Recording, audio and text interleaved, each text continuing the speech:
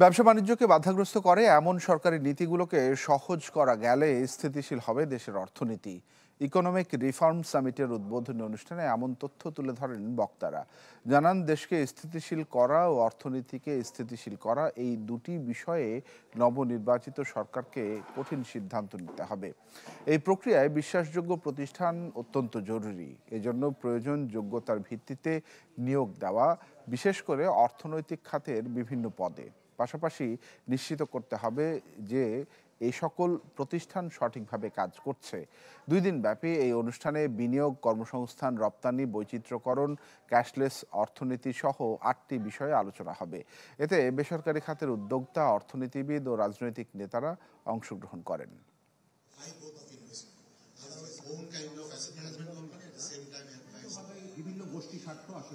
Sunshine আটা ময়দা সুজি ভালোবাসায় তৈরি।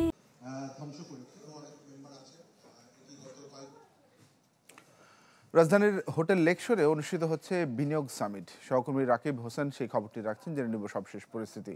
রাকিব।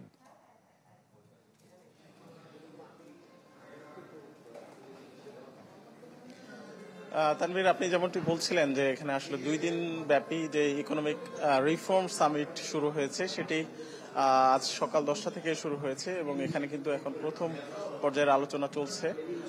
এই আয়োজনের পেছনে আসলে মূল বিষয়টা হচ্ছে গণঅভ্যুত্থান পরবর্তী যেই সরকার গঠন হয়েছে, অন্তর্বর্তী সরকার, সেই সরকারের উদ্যোগে কিন্তু অনেকগুলো সংস্কার কমিশন গঠন হয়েছে এবং সেই সংস্কার কমিশনগুলো অনেকগুলো সংস্কার প্রতিবেদন দিয়েছে বিভিন্ন সেক্টরে। সেই প্রতিবেদনগুলো আসলে বাস্তবায়ন নিয়ে তাদের যেই বাস্তবায়ন হয়নি এমন একটা অভিযোগ তাদের আছে। সেই কারণেই কিন্তু আগামী দিনে অর্থাৎ আগামী ফেব্রুয়ারিতে যেই নির্বাচন হওয়ার কথা রয়েছে সেই নির্বাচনের মাধ্যমে যে সরকার এই দেশ পরিচালনা করবে বা নতুন সরকার গঠন হবে, সেই সরকার আসলে কিভাবে কাজ করবে, তাদের আসলে কোন পথে এগোনো দরকার হবে, সেই আলোচনার প্রেক্ষাপট থেকেই কিন্তু আজকের এই আয়োজন। এবং এখানে কিন্তু আপনি বলেছেন যে 8টি বিষয় আলাদা আলাদাভাবে আলোচনা হবে এই 2 দিন ব্যাপী। প্রথমত আজকে কিন্তু সামষ্টিক অর্থনীতির এখন যে অবস্থা এবং এটাকে রিকভার কিভাবে করা যায় সেটা নিয়ে আলোচনা হয়েছে এবং সেটি জ্যোতি রহমান অর্থনীতিবিদ তিনি আলোচনা করেছেন। এই মুহূর্তে আলোচনা হচ্ছে যে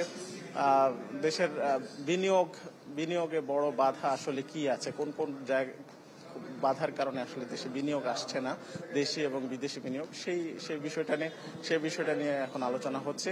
এবং এখানে যে বিষয়টিকে প্রায়োরিটি দেওয়া হচ্ছে যে কর্মসংস্থান, অর্থাৎ গণঅভ্যুত্থানের প্রেক্ষাপটের পেছনে কিন্তু বেকারত্ব একটা বড় ইস্যু ছিল। সেই সামনের দিনে আসলে বেকারত্ব দূর করে কর্মসংস্থান কিভাবে নিশ্চিত করা যায় এবং রপ্তানির বৈচিত্র্যকরণ কিভাবে নিশ্চিত করা যায়, ক্যাশলেস সোসাইটি কিভাবে নিশ্চিত করা যায়, সেই বিষয়গুলো নিয়ে আলোচনা হচ্ছে। এবং এখানে এই আলোচনা আজকে সারাদিন চলবে এবং আগামীকালকে দুপুর পর্যন্ত এই আলোচনা চলবে।